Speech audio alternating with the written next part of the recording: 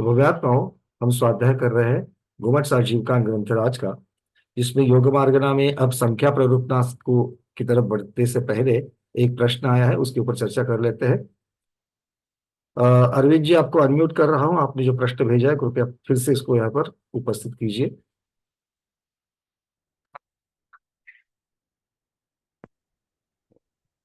नमस्ते गुरुवर, वंदना भैया जी।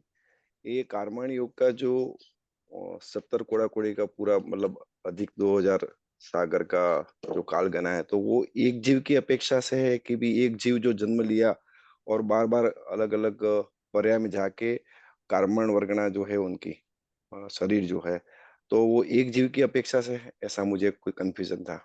अच्छा, देखिए, सबसे पहली बात तो यहाँ पर एक है कि ये 70 कोड़ा कुड़ी सागर जो है, ये एक समय प्रबंध की अपेक्षा से मुख्यता से बताया गया है यहाँ पर। हम्म। अब ये लगातार कुछ समय प्रबंध तक बन सकता है। सभी जीवों को ऐसे बंधे ही ये जरूरी नहीं है। उस जीव को भी बार बार, अब एक बार 70 कोड़ा कोड़ी सागर का कुछ देर तक बंद होता रहा, आगे चल करके उसके जीवन में उसको उतना ही बंद होवे, ये जरूरी नहीं है। हो सकता है, नहीं भी हो सकता है। यहां पर एक ऐसी घटना को रिव्यू करने के लिए या ऐसी घटना को चेक करने के लिए, कैलकुलेट करने के लिए यहां पर उदाहरण लिया गया है कि ये कार्बन शरीर जो है, वो किसी जीव के साथ में अगर ज्यादा से ज्यादा समय तक रहे तो वो कितने समय तक रह सकता है, ये पहली बात।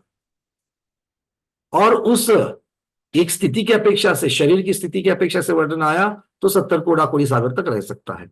दूसरा, ऐसा कौन सा जीव है कि जिसके कार्बन शरीर को लगने वाली कार्बन वर्गणाओं का संचय अधिक से अधिक हो जाए, ये दूसरा प्रश्न है। दोनों अलग अलग चेक, क्योंकि किसी भी जीव को अपने जो भव्य है या अभव्य है, अनादिकाल से कभी ना कभी तो उसको 70 कोड़ा कोड़ी सागर की मिथ्यात्व की बंद हुआ ही हुआ है।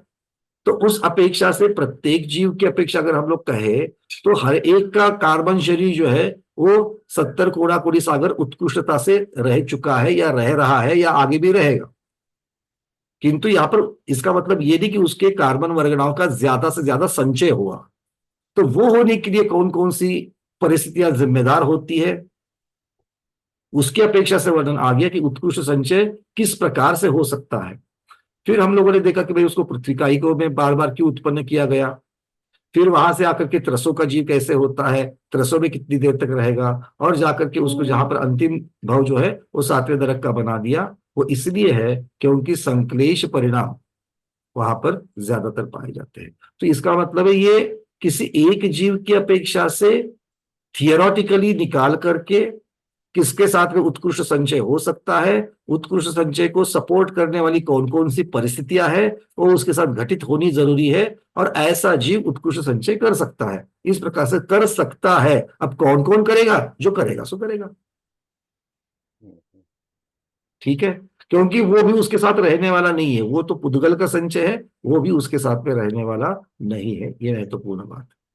ठीक है। ओके। ओके, और दूसरा कि ये जो 70 कोड़ा कोड़ी सागर जो है प्लस 2000 सागर जो है। बस नहीं है, हाँ। टोटल 70 कोड़ा कोड़ी है। उसमें से पृथ्वी का एक स्थावर का जो भाग है वो छोड़ करके त्रस पर्याय का कितना भाग है, तो कुछ अधिक 2000 सागर वर्ष।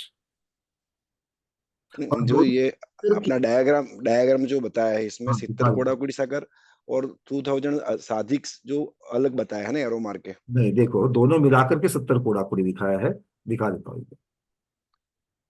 लेफ्ट साइड में बराबर, राइट साइड में थोड़ा कंफ्यूजन है। नहीं, देखिए, एक मिनट।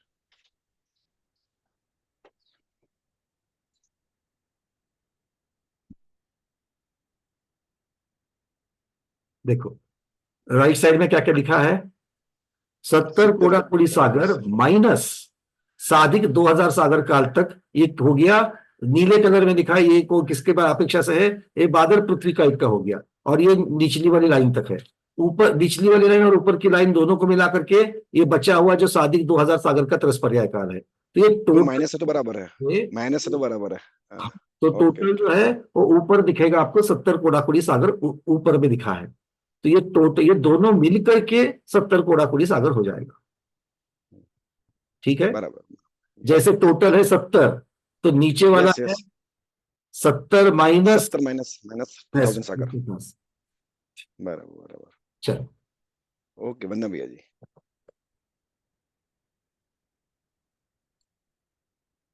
चलिए अब आगे बढ़ते हैं। इतना योग मार्गणा का काफी डिटेल्स में स्वाध्याय करने के बाद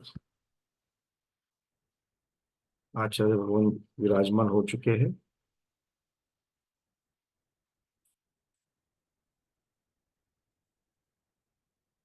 जय हो ज्ञान योगी आचार्य भगवान श्री विद्यानंद जी महामुनि राज की जय। नमोस्तु नमोस्तु नमोस्तु आचार्य। चलिए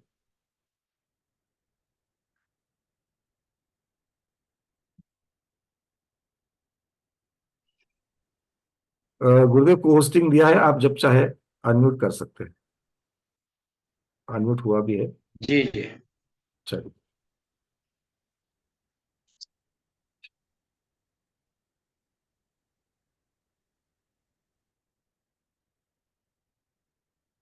तो अब तक हमने निमित्त की अपेक्षा योग के भेद देखे, द्रव्य योग भाववेद की अपेक्षा से योग को समझाया, योग के अलग अलग भेद और उसके प्रभेद देखे, और इस प्रकार से चलते चलते आगे विसरसोपचय को भी समझा।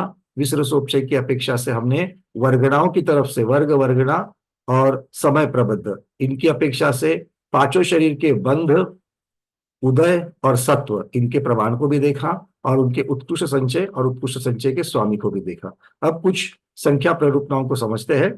तो चल रहे अगली गाथा, गाथा क्रमांक 259 और 260 दोनों भी एक साथ ले लेंगे।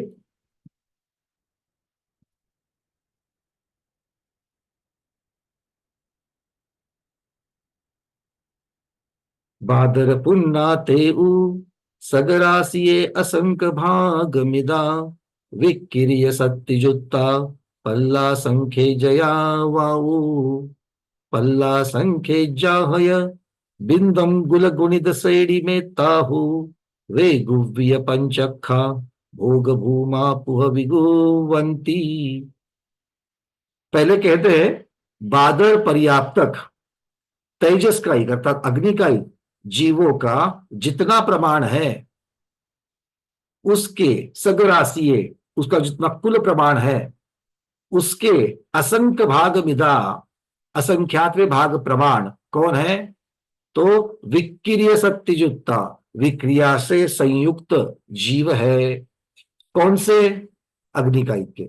मतलब अग्निकाई की कुल राशि जितनी है, अग्निकाई जीवों की जितनी कुल संख्या है उसके असंख्यातवे भाग प्रमाण जीव। कौन से जीव? अग्निकाई जीव विक्रिया कर सकते हैं, सभी अग्निकाई जीव विक्रिया नहीं करते। गणित में जाते वक्त गणित से ज्यादा हम यहाँ पर सिद्धांतों को, ये जो बहुत बहुत महत्वपूर्ण यहाँ पर हमें इंफॉर्मेशन मिलने वाली उसकी तरफ हमको ध्यान ज्यादा देना है, क्योंकि इसका उपयोग हमें दूसरी मार्गणाओं को समझते वक्त या उसके चिंतन के समझ में आता है। तो हम लोग ये तो जानते हैं कि तेज का एक, अग्नि का एक जिनको जीव कहा जाता है वो विक्रिया करते हैं, इसको तो हम जानते हैं। अब ये वाली विक्रिया मत समझना कि वो वैक्रिक शरीर से नंदीश्वर द्वीप जाएंगे या पंचकल्याणकों में जाएंगे, ऐसी विक्रिया नहीं होती है। विक्रिया के जो अलग अलग भेद किए गए वो तो विक्रिया रिद्धि, अलग अलग प्रकार की विक्रिया आदि है। विक्रिया मतलब यहां पर किस प्रकार से लेना कि शरीर से अलग अलग आकार धारण करना, ये भी विक्रिया होती है। और अग्नि की शिखाएं अगर आप लोग देखोगे तो अग्नि की शिखाएं अलग अलग प्रकार से आकार को धारण करती है। ठीक है, कोई कहेगा कि भाई उसको हवा जब लगती है, जब हवा लगती है तब वो अलग अलग आकार धारण करती है, ऐसा नहीं, जरूरी नहीं है। अगर जब हवा नहीं होती है तो भी शिखाएं जिस प्रकार से चलती है तो उसमें अलग अलग तरीके से वो आकार को धारण करती है। इसके ऊपर किसी ने आकर मुझसे प्रश्न किया था कि भैया वो तो गैसेस होती है, गैसेस जलती है, गैस जलती है तब जाकर के अग्नि की शिखाएं अलग अलग प्रकार से उठती है, उसमें कलर वगैरह चेंज होते हैं। भाई बिल्कुल ठीक है, किंतु गैस जल रहा है मतलब कौन जल रहा है? और जल रहा है मतलब अग्नि का एक जीवों की अपेक्षा से वो जी रहा है। जल रहा है मतलब अग्नि का एक जीव जी रहा है, और जब वो जी रहा है तो जीते जी आकार को बदल रहा है, तो इसी को यहां पर विक्रिया कहा गया है। ठीक है। आधुनिक विज्ञान, मॉडर्न साइंस भले ही गैस में जीव नहीं होते या होते, इसके ऊपर अपना अपना मत प्रदर्शित करें। केवरी भगवान ने देखा है कि अग्नि रूपी शरीर को धारण करने वाले स्थावर जीव अग्निकायिक कहलाते हैं। ठीक है। चलिए, उनमें से ये बादर पर्याप्त, बादर और पर्याप्त, क्योंकि अग्नि का एक स्थावर है और स्थावरों में बादर और सूक्ष्म दोनों होते हैं, इसलिए बादर शब्द महत्वपूर्ण है। पर्याप्तक भी होते हैं, लब्ध पर्याप्तक भी होते हैं, इसलिए पर्याप्तक कहना, वो पर्टिकुलर संचय, वो एक समूह जो है उनकी चर्चा यहाँ पर वो कर रहे हैं। क्लियर है। बादर पर्याप्त अग्नि का एक जीव जितने भी है उनके असंख्यातवे भाग प्रमाण, असंख्यातवे भाग प्रमाण ये जीव। अच्छा, कितने होते हैं कुल राशि, अग्नि का एक जीवों की कुल राशि कितनी होती है? तो आचार्य भगवान कहते हैं घनावली के असंख्यातवे भाग प्रमाण। टोटल कितने होते हैं अग्निकायिक? घनावली के असंख्यात प्रमाण। अब घनावली किसे कहेंगे? अब तैयार रहना है, गणित का प्रकरण आ गया और जो पहले से पढ़ा हुआ है वही चीजें यहां पर आ जाएगी। घनावली किसे कहेंगे अरविंद जी? घनावली मतलब 3 डायमेंशन, मतलब ट्रायंगल, 3 लेंथ, विड्थ और हाइट आएगी इसमें। वो 3 डायमेंशन, किसके 3 डायमेंशन? मतलब जो अंगुल का भाग गिनेंगे तो 1 2 3 3 डायमेंशन आएगा। जा रहे हो क्योंकि यहाँ पर घनावली अंगुलिंग। की चर्चा नहीं हो रही अरविंद जी। हाँ। अंगुल कहोगे तो लंबाई चौड़ाई क्षेत्र की अपेक्षा से हो रहा है, यहाँ पर ओके घन आवली कह रहे हैं। ओके, आवली आवली। समय का प्रमाण है। Okay okay. क्योंकि हमने देखा कि दो अपेक्षाओं से, क्षेत्र की अपेक्षा से भी उतने क्षेत्र में कितने आकाश के प्रदेश आएंगे, उस संख्या से हम क्षेत्र की अपेक्षा संख्या निकाल सकते हैं और समय की अपेक्षा से भी संख्या निकाल सकते हैं। यहाँ पर समय की अपेक्षा से संख्या बता रहे हैं। घनावली क्या कहेंगे? घनावली क्या, अब तो बहुत क्लियर हो गया। घनावली किसे कहेंगे? आप ही बताइए अरविंद जी। आवली में कितने समय होते हैं? असंख्यात होते हैं। असंख्यात समय होते हैं। तो हाँ। आवली को धनावली कैसे करेंगे? आवली को असं, आवली से और एक आवली से, मतलब असंख्यात आवली असंख्यात अंक, क्यूब असंख्यात। करेंगे, आवली क्यूब करेंगे, मतलब आवली में जितने समय होते हैं उसका परस्पर में 3 बार गुना करेंगे तो जो संख्या आएगी। अब असंख्यात को असंख्यात से 3 बार गुना, संख्यात असंख्यात, हाँ। है ना। चलिए, ओके, वंदना भैया जी। तो इस प्रकार से कह रहे कि टोटल कुल राशि कितनी है? तो घनावली का असंख्यातवा भाग प्रमाण। तो घनावली में 3 असंख्यात का गुणाकार है, असंख्यात गुना असंख्यात गुना असंख्यात। इसको एक असंख्यात से डिवाइड करो, भाग दे दो, तो क्या हो जाएगा? उतना कुल मिलाकर के अग्निकायिक का राशि आ जाएगी, संख्या आ जाएगी। मतलब घनावली में 3 असंख्यात जो थे उसमें से एक असंख्यात चला गया, 2 असंख्यात बच गए रहे, मतलब असंख्यात का वर्ग अभी भी बच गया। अब चल करके कहते हैं ये जो कुल राशि है उसका असंख्यात व भाग, मतलब और एक बार उसको असंख्यात से अगर हम लोग भाग दे देंगे तो बची हुई राशि जो है वो राशि विक्रिया करने योग्य अग्निकायिक जीवों की है। तो 2 असंख्यात को एक असंख्यात से डिवाइड करेंगे तो कितना आ जाएगा? असंख्यात ही आ जाएगा। उत्तर कितना दिख रहा है आपको? असंख्यात दिख रहा है। ठीक है। असंख्यात समय मतलब असंख्यात संख्या आ गई। क्लियर हो रहा है सबको? सिर्फ चेहरे बड़े बड़े करके मेरे पास नहीं देखना है, बहुत बार चर्चा कर चुके हैं। अगर आप लोग पुरुषार्थ करोगे, चिंतन करोगे तो ये चीजें समझ में आएगी, नहीं तो नमो सिद्धाणम। ठीक है। जिनके समझ में नहीं आती है वो उनकी जिम्मेदारी है हाथ ऊपर करके प्रश्न पूछे, मैं फिर से चर्चा करने के लिए तैयार हूं, किंतु आपको भी अपनी साइड से तैयार होना पड़ेगा। ठीक है। घनावली फिर से समझ में आ गया। घनावली, घनावली किसे कहेंगे? एक आवली को आवली से ही 3 बार गुना करेंगे, आवली गुना आवली, ये घनावली आ जाएगी। और एक आवली में असंख्यात समय होते हैं, मतलब असंख्यात गुना असंख्यात, ये हो गया एक घनावली की संख्या। अब इसका असंख्यातवा भाग क्या है? अग्निकायिक जीवों का कुल मिलाकर के राशि, टोटल अग्निकायिक जीवों की संख्या, मतलब 3 असंख्यात डिवाइडेड बाय एक असंख्यात, कितना रह जाएगा? 2 असंख्यात रह जाएगा। और ये 2 असंख्यात क्या आ जाएगा?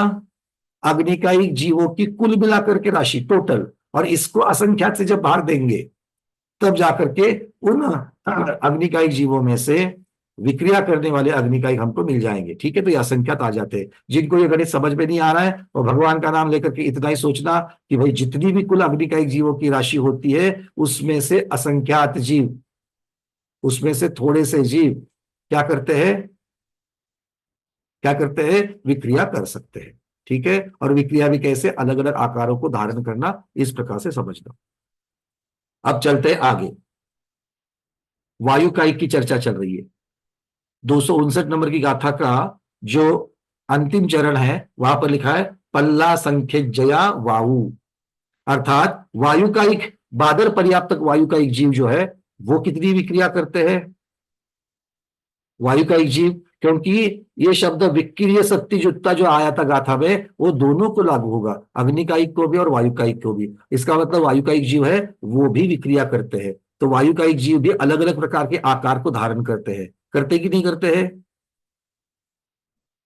वायु के प्रकार किसी को याद आ रहे हैं क्या, उसका स्वरूप भी अगर याद आ रहा है, नाम नहीं याद आ रहा है, स्वरूप भी आ रहा है याद, तो बता सकते हो। डॉक्टर महीना दीदी, महीना दीदी ऐसे ऐसे कर रही है, सुदर्शन चक्र को घुमा रहे, क्या होगा बोलो। चक्रवात आता है और बढ़िया, उसके बाद चक्र, उद्भ्रांत, तोड़ने का। कली आदि जो शब्द वहां पर लगाए गए थे, जल में आने वाला चक्रवात, आंधी, ये सारे जो है ये वायु की भेद है, और ये अलग अलग तरीके से आकार को धारण कर सकते हैं। ये बिल्कुल समझ में आने वाली बात है। तो यहाँ पर अर्थ होता है कि वायु का एक जितने जो कुल मिलाकर के वायु का एक जीवों की राशि है उनमें से कितने जीव विक्रिया कर सकते हैं वो यहाँ पर बता रहे हैं। वो कहते हैं कि वायु का एक के कुल जितने जीव है, उनकी जितनी संख्या है, उनमें पल्ले के असंख्यात विभाग प्रमाण जीव जो है वो विक्रिया शक्ति से युक्त है। पल्ले का असंख्यातवा भाग मतलब कितना होगा, पल्ले कितना है, बहुत बड़ा होता है पल्ले, सब लोग उनको मालूम है, उसके असंख्यात टुकड़े कर देना, उसमें से एक आएगा तो असंख्यात आएगा, तो उनकी संख्या भी असंख्यात ही है। आगे, विक्रिया शक्ति वाले तिर्यंज और मनुष्य कितने हैं। अब देव तो विक्रिया करते ही करते हैं, नारकी तो विक्रिया करते ही करती है, उनकी चर्चा आगे चलेगी क्योंकि उनका भव ही विक्रिया करने वाला है और सभी जीव विक्रिया कर सकते हैं, ऐसा नहीं कि कोई उनमें से जीव नहीं कर पाएगा। तो इसलिए उनको अलग से रखा है, बाकी गति के जीव तिर्यंश और मनुष्य गति के जीवों की चर्चा यहां पर चल रही है। अब बचा कौन, वायु का एक हो गए और अग्नि का एक हो गए, अब बचे अब पर्याप्त पंचेंद्रिय तिर्यंश की चर्चा। उतने ही कितने, पल्ले के असंख्यात विभाग, पल्ला संख्य जाह्य बिंदम गुल, पल्ले के असंख्यात भाग से अभ्यस्त, अभ्यस्त शब्द का अर्थ होता है गुणाकार करके, गुणित, ये भी याद रखना। अभ्यस्त शब्द तो आपको कोई ग्रंथ में पढ़ते पढ़ते आ जावे हिंदी में, टीका में अभ्यस्त, तो उसका अर्थ निकालना है गुणित। पल्ले के असंख्यात विभाग से गुणित घनांगुल का जगत श्रेणी के साथ गुना करने पर जो लब्ध आवेगा उतने ही पर्याप्त पंचेंद्रिय तिर्यंश और मनुष्यों में वैक्रयिक योग के धारक है। तो किसको किसको क्या क्या करना है, देखो, पल्ले के असंख्यातवा भाग उसको घनांगुल से गुणाकार करना है, उसको जगत श्रेणी से गुणाकार करना है।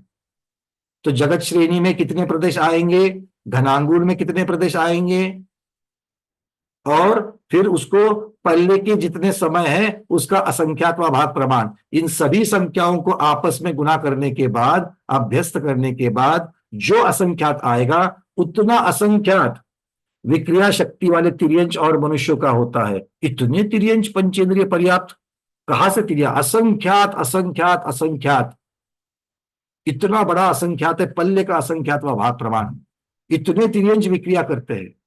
देखो, और इनमें मनुष्यों की संख्या भी है। अब मनुष्य तो वैसे ही संख्यात है, कुल मिलाकर के मनुष्यों की संख्या ही संख्यात है। उनमें से कुछ जैसे चक्रवर्ती आदि है वो विक्रिया कर सकते हैं। और कौन से विक्रिया कर सकते हैं, विक्रिया रिद्धिधारी मुनि महाराज विक्रिया कर सकते हैं, जैसे हमारे विष्णु कुमार मुनिराज। अब इनको छोड़ करके, ये तो हो गए संख्यात, और भोग भूमिया मनुष्य भी विक्रिया कर सकते हैं। अब वो भी संख्यात, क्या भोग भूमि वाले असंख्यात होते हैं क्या मनुष्य? नहीं, वो भी पर्याप्तक है, वो भी संख्यात भी आएंगे। मतलब कुल मिलाकर के सारे चक्रवर्ती से लेकर रिद्धिधारी महाराज से लेकर भोग भूमिया मनुष्य तक लेकर के संख्यात मनुष्य आ जाएंगे। और यहां पर उत्तर आता है टोटल असंख्यात, जिसमें पंचेंद्रिय तिर्यंज और मनुष्य को मिलाकर के कह रहे हैं। मतलब तिर्यंज कितने आ जाएंगे? पंचेंद्रिय तिर्यंज तो असंख्यात आ जाएंगे। पंचेंद्रिय तिर्यंज कितने आएंगे? असंख्यात। और ये वो तिर्यंज है पंचेंद्रिय तिर्यंज जो मुख्यतः से भोग भूमि में है। और भोग भूमि में कहा है? शाश्वत भोग भूमि में तो है ही है।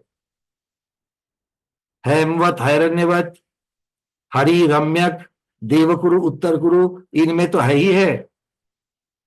इसके अलावा अढ़ाई द्वीप से परे अंतिम स्वयं रमण समुद्र तक जो असंख्याता संख्यात द्वीप समुद्र है, संख्या भी उनकी बहुत बड़ी है, असंख्याता संख्यात द्वीप समुद्र है, उतने द्वीपों में जितने भी भोग भूमियां हैं उसमें वो सारे भोग भूमियां तिर्यंज जो है वो भी विक्रिया कर सकते हैं। तो यही तो बोल करके मुख्यतः से असंख्यात असंख्यात असंख्यात प्रमाण में आ जाते हैं। बात समझ में आ रही है?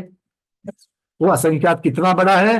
तो पल्ले के असंख्यात विभाग प्रमाण को घनांगुल से, उसके बाद में जगत श्रेणी से गुणाकार करने के बाद जितना बड़ा असंख्यात आता है उतने असंख्यात की अपेक्षा से वर्णन वहां पर कर लेंगे। ठीक है, यहां तक की बातें क्लियर है? देखो कितना कठिन कठिन विषय भी आपने भली भांति आत्मसात कर दिया कि नहीं कर दिया। दो बड़ी संख्या प्ररूपणा की गाथाओं को आपने पचा दिया। अब चलते आगे।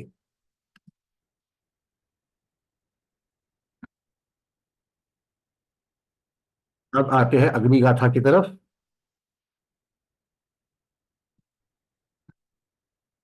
अगली गाथा है गाथा क्रमांक 261।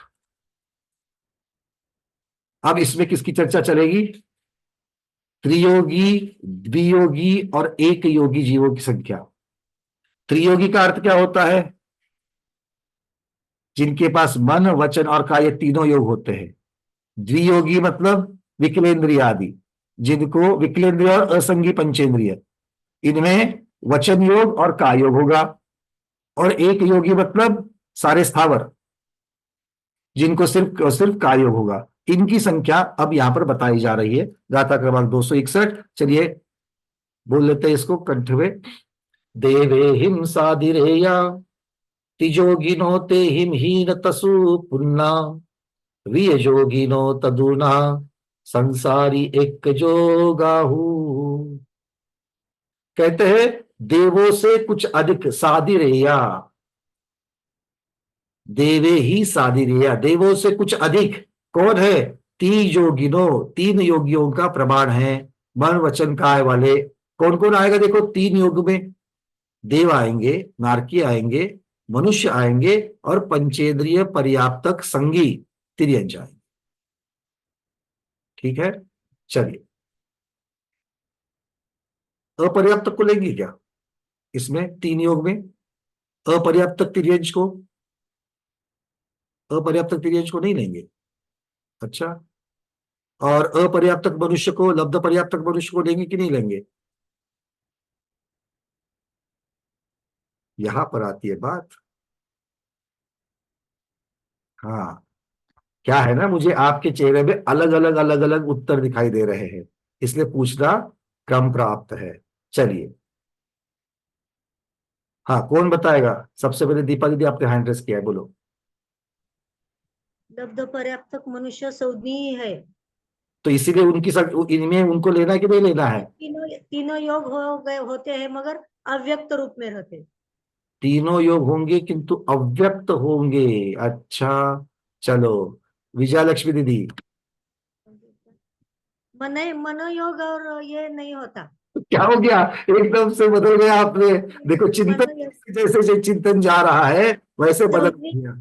संज्ञी कहा है मगर मन और वचन का योग से नहीं होता। हाँ, बहुत आपने बात सही कही। वहां पर संगीपना जो है वो प्राण की अपेक्षा से संगीपना आप मान सकते हो।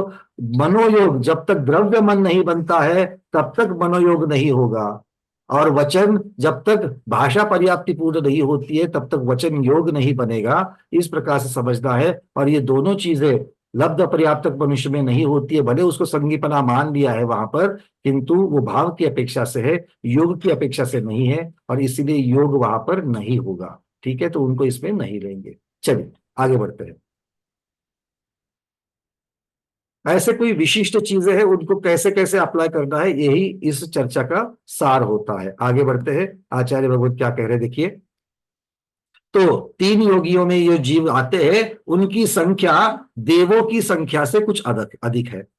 आगे क्या कहते हैं, पर्याप्त त्रस राशि में से, त्रस जीव जितने हैं और उनमें भी पर्याप्त जीव, तो पर्याप्त त्रस राशि में से तीन योगियों जीवों को घटाने से जो शेष रहे उतना द्वियोगियों का प्रमाण है। बिल्कुल सीधे सीधे समझने वाली बात है ना। क्योंकि त्रस राशि में कौन आएंगे, दो इंद्रिय से लेकर पंचेंद्रिय तक आएंगे, मन वाले, वचन वाले और काय वाले तीनों भी आ जाएंगे।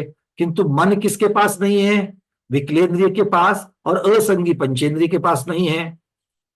मतलब क्या हो गया, वो जो है वो दो इंद्रिय वाले, योग वाले कह रहेंगे और बाकी के तीन योग वाले कह रहेंगे। तो टोटल त्रस राशि में से अगर हम त्रियोग की प्रमाण जो देवों से कुछ अधिक है उसको माइनस करेंगे तो हमें नीचे दो योग वालों का संख्या मिल जाएगी। क्लियर है। तो किस प्रकार से ये संख्या निकाल रहे हैं, त्रस राशियों की संख्या, त्रस राशि में से, अब त्रस राशि की संख्या कहां पर हमको मिलेगी, पहले वाली मार्गणा और प्ररूपनाओं में आ गई थी। त्रस की, स्थावर की, जीव समास पे संख्या आई कि नहीं आई है, हाँ आई है। नोट्स निकाल करके देखोगे तो आपको जरूर मिल जाएगी। चलिए, पर्याप्त को की आ जाएगी, प्राण वालों की संख्या आ जाएगी, सब आ जाएगा। तो अब यहां पर आगे क्या कहते हैं, अब दो योगियों की संख्या बता दी, अब एक योग वालों की संख्या कैसे है। अब गाथा में भी अगर हम लोग देखेंगे तो तीजोगिनो तेहिम हीन, अब ये जो तीन योगी वाले हैं उनको हीन तस पुन्ना, पर्याप्तक, पुन्ना मतलब पर्याप्तक, त्रस पर्याप्तकों की संख्या से हीन करो, किसको, तीन योगियों वालों को, तीन योग वालों को। तो किसको मिलेगी, वियोगिनो, दो योगी वालों की मिल जाएगी। अब दो योगियों में से दो योगी की संख्या किससे गुण करनी है, तदुना संसारी, मतलब संसारी राशि में से दो योगी तथा तीन योग वालों की संख्या को घटाने से एक योगी का प्रमाण निकल जाएगा। तो संपूर्ण संसार राशि जितनी है, संसार में भटकने वाले भव्य अभव्य दोनों, ठीक है, कहां तक, 14वें गुण स्थान तक वाले, देखो हाँ कह रहे हैं। 14वें गुणस्थान में योग है क्या, भले उसको उपचार से संसारी कहा है, योग है क्या, नहीं है। तो योग ही नहीं है तो उनकी गिनती इनमें कैसे होगी, नहीं होगी। तो 13वें गुणस्थान के अंत वाले जितने जितने सहयोगी जीव है वहां तक की संसारी राशि ले लेना। तो वो संसारी राशि में से तीन योग वाले और दो योग वाले, इनको घटाने से हमको एक योग वाले मिल जाएंगे। ठीक है, चलिए अब इसी चीज को नीचे चार्ट के द्वारा दिया गया है। सबसे पहले तीन योग वाली जीव की राशि निकालते हैं, वो कितनी है, देवे ही सादिरेया, देवों से कुछ अधिक है। तो कितनी है वो, तो सबसे पहले कहते हैं देव की राशि अधिक नारकियों की राशि अधिक संगी पर्याप्तक तिर्यंश अधिक पर्याप्तक मनुष्य, ये सारे के सारे जो है ये क्या है, ये तीन योग वाले लोग हैं, ये तीन योग वाले लोग हैं। तो विस्तार से देखा जाए तो यहां पर कहते हुए क्या कहा, देवे ही सादिरेया, क्यों, क्योंकि इन सब में अगर हम नारकियों की संख्या को देखेंगे, पंचेंद्रिय पर्याप्तक तिर्यन संगी की चर्चा करेंगे या संख्यात पर्याप्तक मनुष्य की अगर हम चर्चा करेंगे, इन सभी में देवों की संख्या इतनी ज्यादा है, इतनी ज्यादा है कि बाकियों की उसके सामने नगण्य है, बाकियों की उनके सामने नगण्य है। और देवों की इतनी बड़ी संख्या कैसे होती है, तो मुख्यतः से ज्योतिषवासी देवों की वजह से होती है। किसकी वजह से होती है, ज्योतिषवासी देव, जो जम्बू द्वीप से लेकर के, मतलब सुदर्शन मेरु से लेकर के स्वयंभू रमण के अंत तक ये फैले हुए हैं।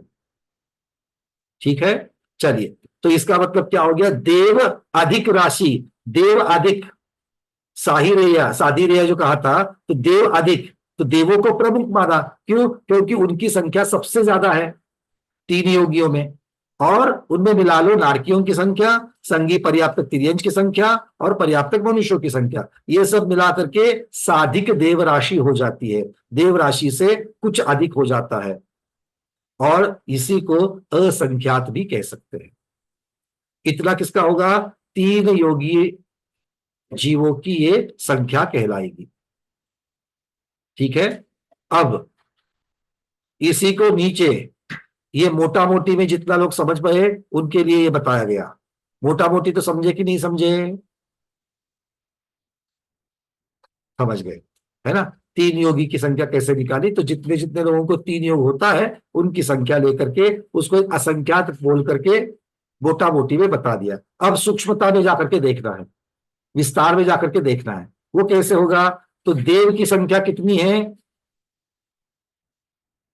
आचार्य कहते हैं साधिक जगत प्रतर को नीचे 65,536 और को प्रतरांगुल से गुना करके जो लब्ध आएगा उससे क्या करेंगे, भाग देंगे, अधिक घनांगुल का चतुर्थ मूल को श्रेणी से गुना करेंगे, श्रेणी कहो जगत श्रेणी कहो एक ही है, अधिक जगत प्रतर को प्रतरांगुल गुना संख्यात गुना पनट्ठी, पनट्ठी मतलब हमने देखा था 256 को 256 से गुणाकार करना, मतलब वही वो 65,536 आ जाता है।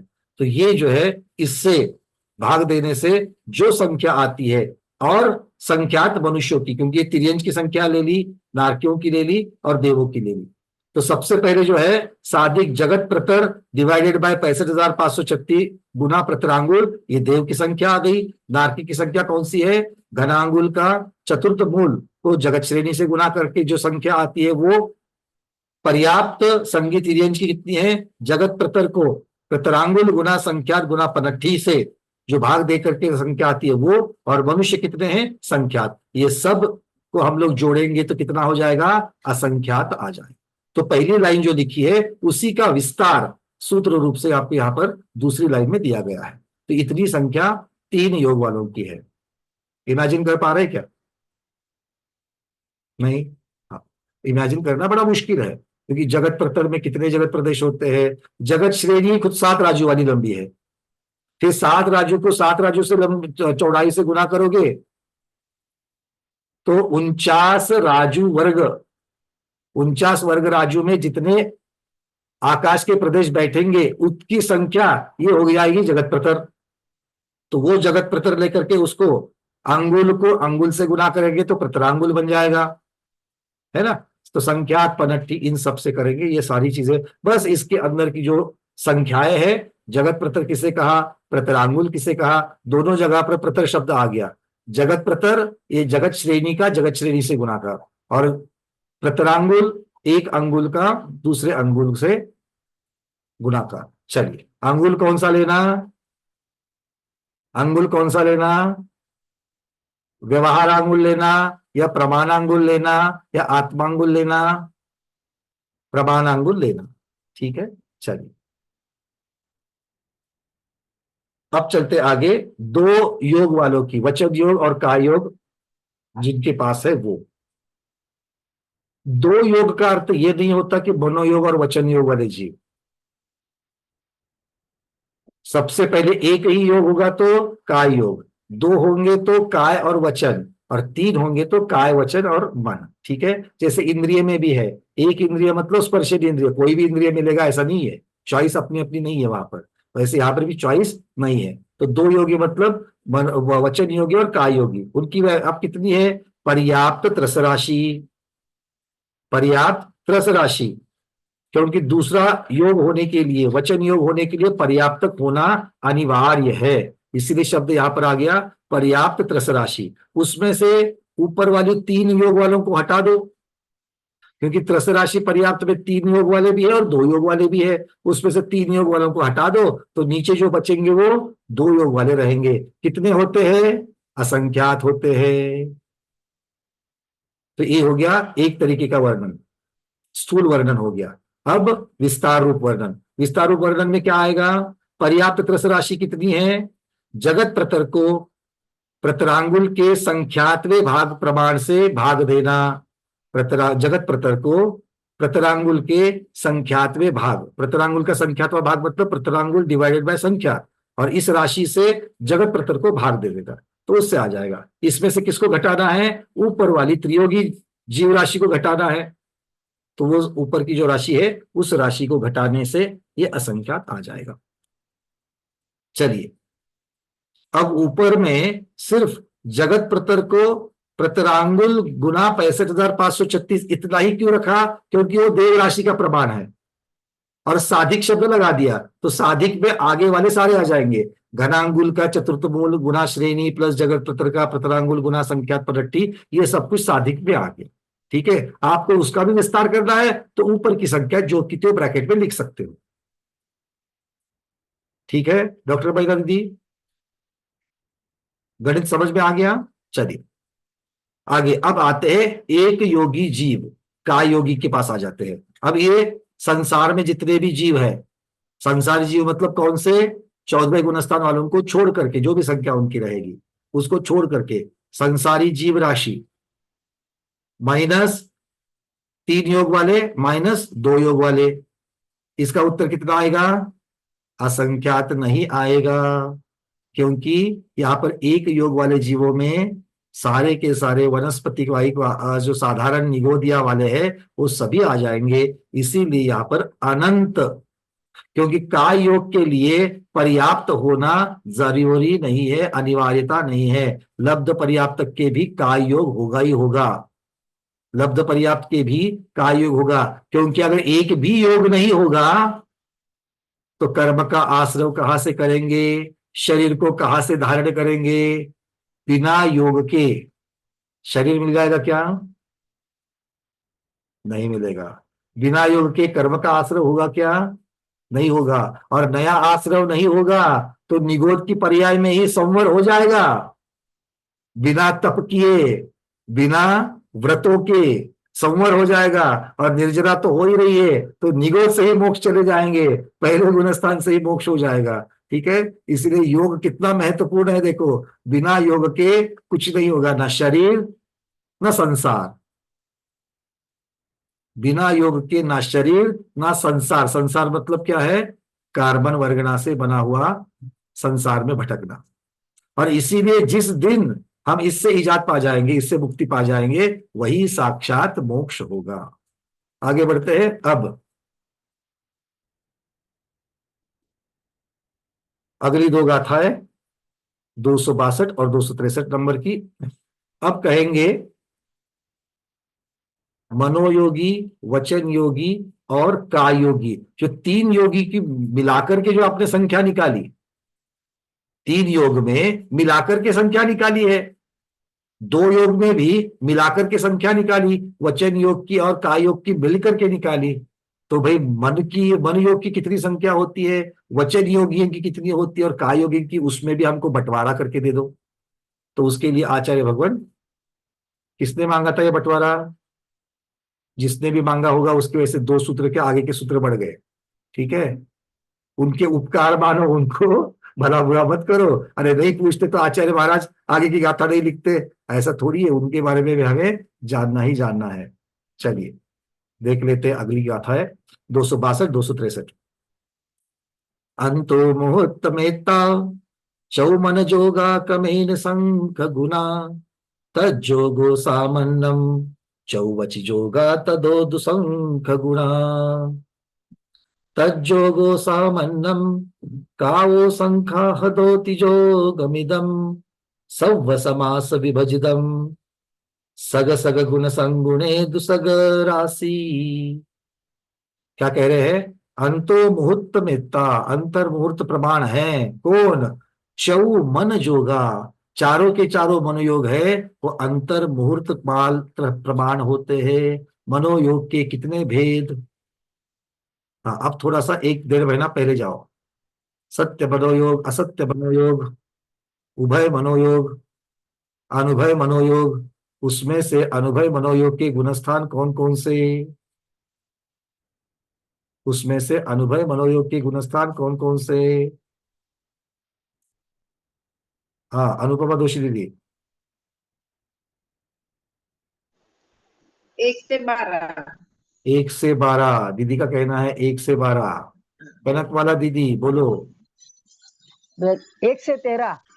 1 से 13। 13 दीदी अनुपमा दीदी, केवली भगवान के वचन में अनुभव योग है कि नहीं है? है। भगवान की वाणी फिरती है तो शावक के मन हो जाती है, तब अक्षरा तो इतनी देर अनक्षर होती है। तो वाणी तो वचन योग की अपेक्षा, यहाँ पर मनोयोग चल रहा है, तो भगवान को मनोयोग भी उस प्रकार से है। मनोयोग किस पर अपेक्षा से है? मनोयोग चिंतन की अपेक्षा, मनोयोग चिंतन की अपेक्षा होता है। चिंतन की अपेक्षा। भगवान चिंतन करते हैं क्या? नहीं, भगवान चिंतन नहीं करते। आप एक साइड बोलते हैं भगवान को ऐसा है वैसा है, कैसे कहोगे? भगवान चिंतन नहीं करते। प्रबोध जी बता दीजिए जरा। अनुभव द्रव्य योग कैसे द्रव्य मनोयोग की अपेक्षा। द्रव्य मनोयोग की अपेक्षा। चलिए, अब एक बात हमको आपको बता दी है भाई, असत्य मनोयोग और उभय मनोयोग भगवान को केवल ज्ञान की अपेक्षा नहीं होते, ये बात तो समझ में आ गई। पर वहां पर सत्य मनोयोग और अनुभव मनोयोग ये कैसे मान लेंगे? प्रबोध जी ने तो बताया द्रव्य मन की अपेक्षा। भाई द्रव्य मन की अपेक्षा तो ठीक है, तो द्रव्य क्या है? पुद्गल हार्डवेयर है, और वो हार्डवेयर सत्य और अनुभव को कैसे अलग अलग करता है? सत्यपना और अनुभवपना ये द्रव्य योग द्रव्य मन में कैसे आता है? हाय हाय, पूरी योग मार्गना पूर्ण हो गई और भैया ने ऐसा पूरा अटका दिया कि पहले प्रसंग पर चले गए, बैक टू स्क्वायर वन। हाँ हेमांगी दीदी बोलो। वन्ना भैया, अभी वो छद्मस्त नहीं है, पूर्ण रूप से केवल ज्ञान प्राप्त हो गया है इस अपेक्षा से। केवल ज्ञान प्राप्त हो गया, इसलिए तो असत्य मनोयोग नहीं है और उभय मनोयोग नहीं है, मान्य। किंतु भगवान का मनोयोग किसके अपेक्षा से है? क्योंकि उनके पास तो सोच विचार बुद्धिपूर्वक ये सारी चीजें तो निकल गई, ये सब चीजें निकल गई है। नहीं, अभी तो केवल ज्ञान मतलब मन को बनाए रखने सब कुछ आत्मा से ज्ञान आ रही है, जो मनोवर्गनाएं आ रही है, जो द्रव्य मन को बनाए रख रही है, उसकी अपेक्षा से भगवान को मनोयोग है। तो ये सारा पुद्गल और हार्डवेयर वाला भाग हो गया। तो इसमें हम सत्य मनोयोग और अनुभव मनोयोग क्योंकि भैया अभी उनको मन का आधार ही लेना नहीं पड़ता है, सब कुछ आत्मा से जानते हैं। तो फिर सत्य और अनुभव को उसमें कैसे फिट करेंगे? पूर्ण रूप से ज्ञान जानते हैं, जो भी लोक अलोक को पूर्ण रूप से जानते हैं नहीं, केवल ज्ञान की अपेक्षा से। और थोड़ा आप निषेध नहीं कर रहा हूं मैं इन चीजों का, बट थोड़ा सा और नजदीक जाना है। हाँ मीनाक्षी दीदी। भावमान है लेकिन द्रव्यमान है, लेकिन भावमान नहीं है। आपने उसी चीज को कन्वर्ट करके ट्रांसलेट करके बता दिया। भाई द्रव्यमान है तो द्रव्यमान में सत्य का भाग कौन सा और अनुभव का भाग कौन सा, कैसे करेंगे? पूर्णिमा दीदी। वरना भैया जी, हाँ दीदी। उनको वीर्येंद्र कर्म का और मति ज्ञान वर्ण कर्म क्षम है और भाव मन है। अरे अच्छे ऑप्शन कहाँ से हो गया? वो तो भगवान को टेंशन कहाँ से आएगा दीदी? वो तो बाद में अंत में चला जाएगा ना। चलिए, एक आपको हम चार्ट दिखाते हैं जो आपने पहले देखा हुआ है, और ये चार्ट बहुत महत्वपूर्ण चार्ट है इस चीज को समझने के लिए। ठीक है, स्क्रीन को हम शेयर कर रहे हैं। ये वाला चार्ट याद है आपको, हमने पढ़ा था।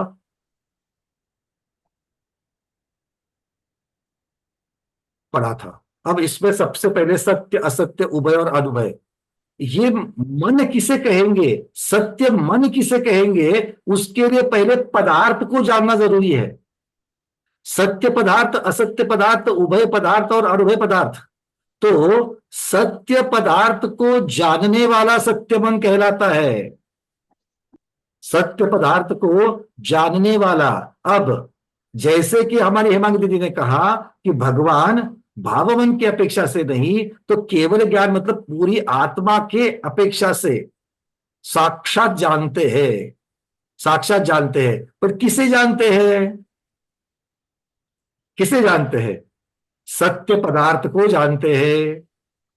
अनुभव पदार्थ को जानते हैं, असत्य और उभय पदार्थ को जानते ही नहीं है। क्यों? क्योंकि केवल ज्ञान होने के बाद में असत्यता पदार्थ की असत्यता रहेगी ही नहीं, विपरीतता रहेगी ही नहीं, और जहां विपरीतता नहीं है वहां असत्यता नहीं है और उभयता भी नहीं है। क्यों प्रमोद जी? जी यहां पर पदार्थ की अपेक्षा से हमें वर्णन करने के लिए आना चाहिए, क्योंकि ये सारा सत्य असत्य उभय और अनुभय, ये सारे प्रकार जो है ये उस पदार्थ को जानने या उनको विषय करने की अपेक्षा से है। तो भगवान विषय करते कि नहीं करते हैं? बुद्धिपूर्वक नहीं करते हैं, किंतु उनका विषय तो होता है, केवल ज्ञान में झलकने वाले पदार्थ की अपेक्षा से होता है। अब वो झलकने वाले पदार्थ जो है वो सत्य होते क्या सत्य होते हैं? सत्य होते हैं। सत्य होते हैं, क्योंकि वहां पर कोई लवलेश ही नहीं है, हो ही नहीं सकता है। तो सत्य पदार्थ होने की वजह से सत्य पदार्थ उस सत्य बन का कारण हो गया, और उसको जानना ये उसका कार्य हो जाएगा। क्लियर है? हाँ प्रमोद जी। इसका मतलब ये हो गया 12वें गुणस्थान में असत्य योग है, वो न जानने के कारण ही हो गया। हाँ, बिल्कुल उन्होंने क्लियर कर दिया इसको। छद्मस्ता की अपेक्षा से असत्यता है, क्योंकि उनका मन जो है वो मन वही है, जानने की प्रक्रिया भले क्षय शब्द की अपेक्षा से हुआ या साक्षात हो। ठीक। आप किसका विषय कर रहे हो, किसका चिंतन कर रहे हो? और आप और हम लोग छद्मस्त होकर के भी हमारा असत्य मनोयोग कब होगा? जब हम पदार्थ के विपरीतता का वर्णन अपने मन में चिंतन लाएंगे, विपरीत पदार्थ का। अब पदार्थ तो साक्षात विपरीत होना नहीं है, तो उसके बारे में तो इंफॉर्मेशन है, पदार्थ अर्थात अर्थ जाना जाना। तो उस पदार्थ के बारे में जो जानकारी है वो जानकारी जैसे हम विपरीत जानकारी का चिंतन करते हैं वहां पर हमारा असत्य मनोयोग होता है। क्लियर है? बातें समझ में आ रही है? हाँ तो कहो, नहीं तो फिर से बहुत अच्छा, बहुत अच्छा। जो आप लोग नहीं चाहोगे, है कि नहीं?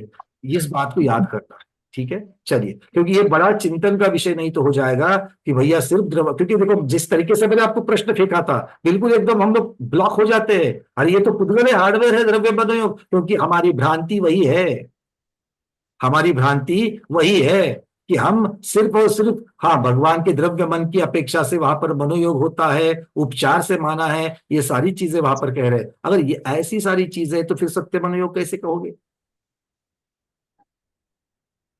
क्योंकि सत्य मनोयोग तब तक नहीं कह सकते हो जब तक वो सत्य पदार्थ को विषय ना करे। ठीक है? और सत्य पदार्थ को विषय जानबूझ करके नहीं करेंगे, क्षायक्षणिक तरीके से नहीं करेंगे, आत्मा से केवल ज्ञान से ही करेंगे, सारी चीजें ठीक है। हेमांगी दीदी कहाँ गए? दीदी समझ में आ गई बात? चलिए बहुत बढ़िया, तो चलते हैं वापस। हाँ अरविंद जी, इसके बारे में आप कुछ पूछना चाहते हैं? और मालती शाह दीदी।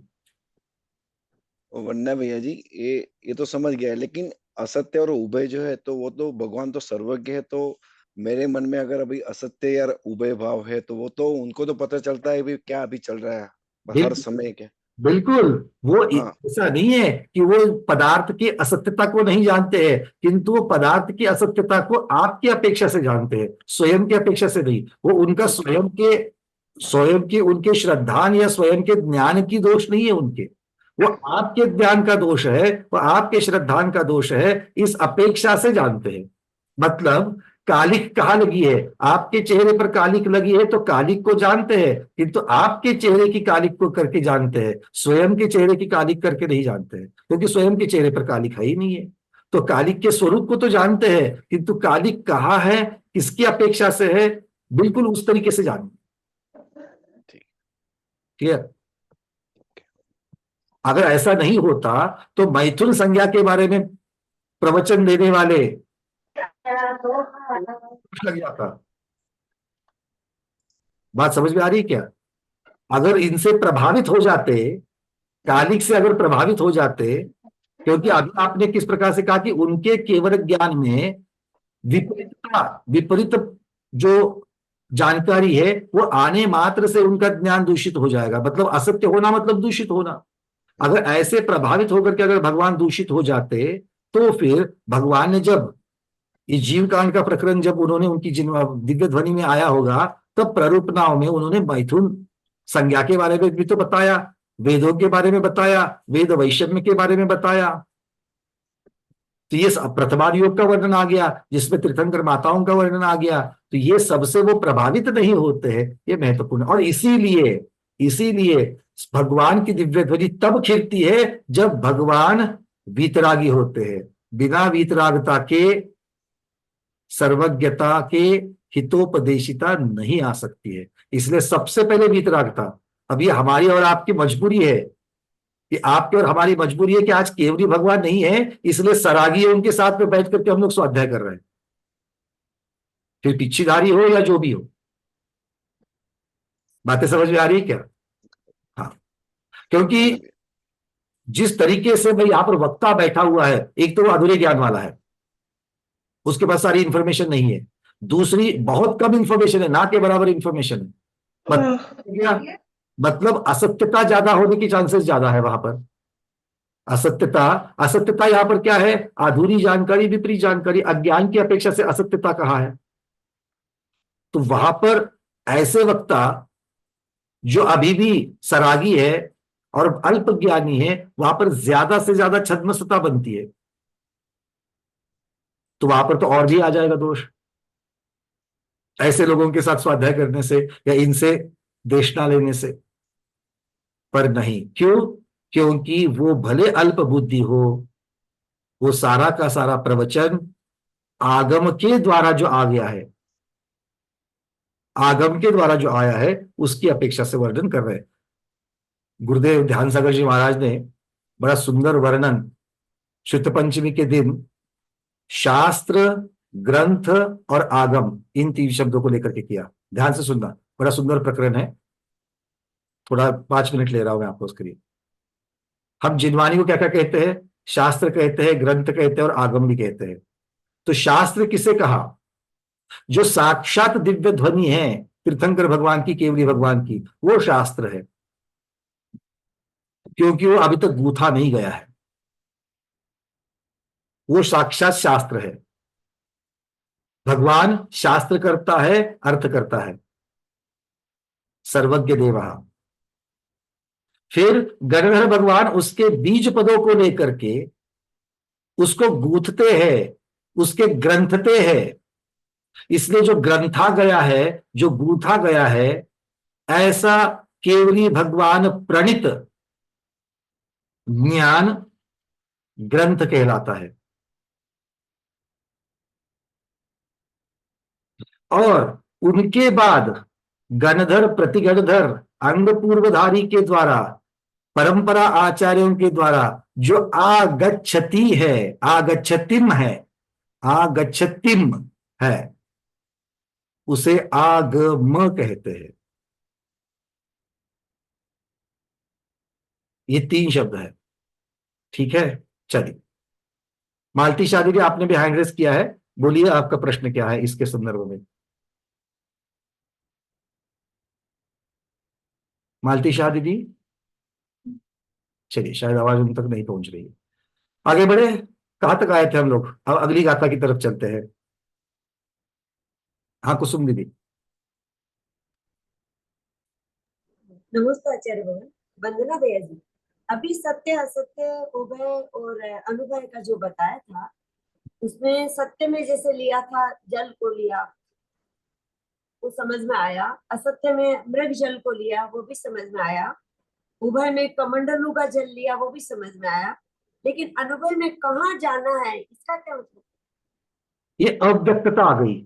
अनुभव योग में मुख्यतः से ऐसा पदार्थ होता है कि जो अव्यक्त है, उसके बारे में संपूर्ण व्यक्तता नहीं होती है। तो ऐसी चीजें भी तो दिव्य ध्वनि में है। ऐसी भगवान की मनोयोग में, उनके विषय में है। तो वो ऐसा जहां पर विषय है, क्योंकि अनक्षरी की अपेक्षा से, क्योंकि देखिए केवल ज्ञान भगवान को जो हो गया है, उस केवल ज्ञान का अनंतवा भाग, अनंतवा लघु भाग, एक भाग उतना ही व्यक्त करने योग्य है, व्यक्त करने योग्य। और उसका भी अनंतवा भाग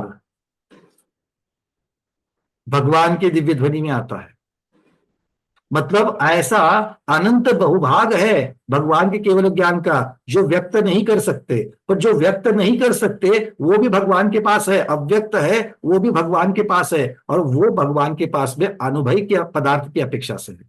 मतलब आपके और हमारे पास जितना अनुभव आ गया है ना, वो मतलब उसको निगलिजिबल क्या ना कि कितना कहेगी ना, मतलब ना में से भी सारा कुछ हटा देना, इतना कम। क्योंकि अनंतानंतवा भाग, पहले एक अनंत भाग कर लो और उसके बाद में उसका भी अनंतवा भाग भगवान की केवल दिव्य ध्वनि में, मतलब शुद्ध केवल भगवान के पास भगवान के अनंतानंतवा भाग है, भद्रबाहु भगवान के पास। और उसके बाद में हमारे पास कितना आ गया। जब धरसत महाराज जी कहते कि मेरे पास अंश मात्र ज्ञान है, और अंश मात्र ज्ञान के आज जितना विस्तार है अंग बाह्य और अंग प्रविष्ट का, निकालो उसका कितने कितने ग्रंथ है, और उसमें से कितने कितने ग्रंथों को हमने पढ़ लिया है, और जितने पढ़ लिए हैं उसमें से कितने पचा लिए हैं, हाथ ही नीचे आ जाएगा, उठेगा ही नहीं। ठीक है, चलिए। सुरेखा शाह दीदी कुछ कह रहे हैं। सुरेखा दीदी आपको क्या कहना है? ये क्या है? ये भी अनुभव में आ सकता है। हाँ बिल्कुल, ये क्या है? ये मतलब क्या? ये व्यक्तता ही नहीं हो रही। ये अभी हमारे सामने, अभी देखो सुरेखा दीदी का यहाँ पर वीडियो खुला नहीं है, तो वो जो कह रही कि ये क्या है, अब हम किसको समझे कि वो किसके बारे में पूछ रही है। ठीक है, ये वाली चीज है। पर इसको छोड़ करके बहुत सारा अनक्षरता जितने जहां पर होती है कि जिस चीज को अक्षरों में व्यक्त नहीं किया जा सकता है, ऐसे भी तो अनुभव पदार्थ भगवान के योग में है। जैसे कि एक उदाहरण के लिए आपको और हमें समझे उसी चीज को तो हम उदाहरण दे सकते हैं। जैसे कि 4 व्हीलर एकदम से रुक जाएगी तो उसके ब्रेक का जो आवाज होता है, उस ब्रेक की आवाज को एग्जैक्ट लिख करके दिखाओ अक्षरों के द्वारा। कोयल की जो कुहू है वो कहने के लिए और आपने और हमने बना लिया उसको कुहू, उसको एग्जैक्ट आवाज जो है उसका स्वर है उसको लिख के बताओ, नहीं लिख सकते। ये सब अनक्षरी है, बट है कि नहीं है? तो उसके बारे में जो चिंतन है वो चिंतन क्या कहलाएगा? अनक्षरी चिंतन कहलाएगा, क्योंकि उसका पदार्थ अनक्षरी है, उसका विषय अनक्षरी है। इसीलिए उससे उससे संदर्भित होने वाला चिंतन अनक्षरी और उससे संबंधित होने वाला योग अनुभव योग। ठीक है, चलिए। अरविंद जी और कोई है प्रश्न? अनम्यूट किया है, बोलिए। वंदना भैया जी, अनक्षरी तो है बरा, लेकिन इसमें 100% कॉन्फिडेंस नहीं है, ऐसे भी बात हुई नहीं साथ साथ दोनों में। चीजें होती है, हाँ, दोनों चीजें होती है। कॉन्फिडेंस शब्द मैं यहां नहीं लगाना चाहूंगा, कॉन्फिडेंस। हाँ, अव्यक्तता कहेंगे, अव्यक्तता कहेंगे मुख्यता से। अनक्षरता और जिसका कोई संपूर्ण व्यक्तता नहीं है, मतलब उसके बारे में कोई निर्णय नहीं है, जिसके बारे में ठोस निर्णय नहीं है, उसे हम कहेंगे अनुभव। क्योंकि सत्य, असत्य और उभय, इन तीनों में ठोस निर्णय होता है। हाँ। असत्य को भी ठोस निर्णय के साथ में हम उसको ग्रहण करते कि नहीं ऐसा ही है, भले विपरीत पर ऐसा ही है, क्योंकि वहां ठोस निर्णय होता है। लेकिन भगवान को तो ठोस निर्णय तो होता ही है ना, मतलब उनको तो मतलब नहीं, वही तो हम कह रहे हैं कि अनुभव में अकेला ठोस निर्णय वाला नहीं होती बात, और या फिर बिना ठोस निर्णय वाले के अकेली बात नहीं होती, अनक्षर वाली भी बात होती है। अनक्षरता अलग है और ठोस निर्णय की कमतरता या ठोस निर्णय नहीं होना वो अलग है। तो अनुभव में दोनों चीजें आती है। तो भगवान के पास में अनक्षरता जो है, जो अव्यक्तता है, वो अव्यक्तता की अपेक्षा से अनुभव समझ लेना। और वैसे ही माना है, क्योंकि अनक्षरी दिव्य ध्वनि जब तक श्रोता के कान में नहीं जाती है तब तक उसको अनुभव वचन योग माना है, वचन योग की अपेक्षा से कहोगे तो। ठीक है, ठीक है।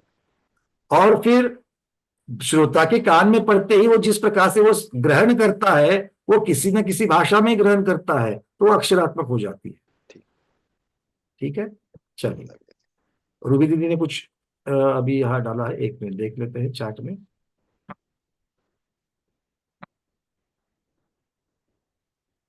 अनुभव दीदी ने जैन कोश में लिखा है, अनुभव का अर्थ है पुद्गल की फलदान शक्ति में उसकी समर्थता के अनुसार हीनाधिकता का होना। मतलब पुद्गल का जो फलदान शक्ति है उसके अपने अपने समर्थता, उसकी जितनी जितनी शक्ति है उसके अनुसार वो फल की शक्ति कम हो सकती है, ज्यादा हो सकती है। ये वाला अनुभव अलग है दीदी, एक ही शब्द के अलग अलग अर्थ होते हैं। तो रूबी दीदी ये वाला अनुभव यहाँ पर नहीं लेना है।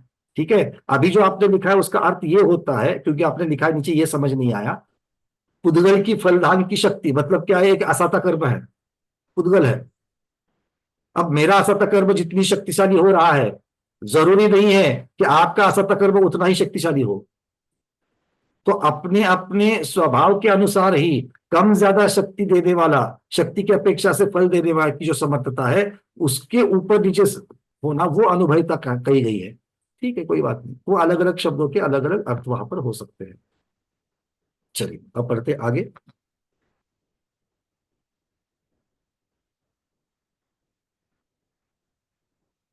अब चूंकि हम लोग बहुत पीछे गए थे, let me just come back to this graph. हाँ, 261 तो हमने कर ली, अब चल रहे हैं 262 और 263।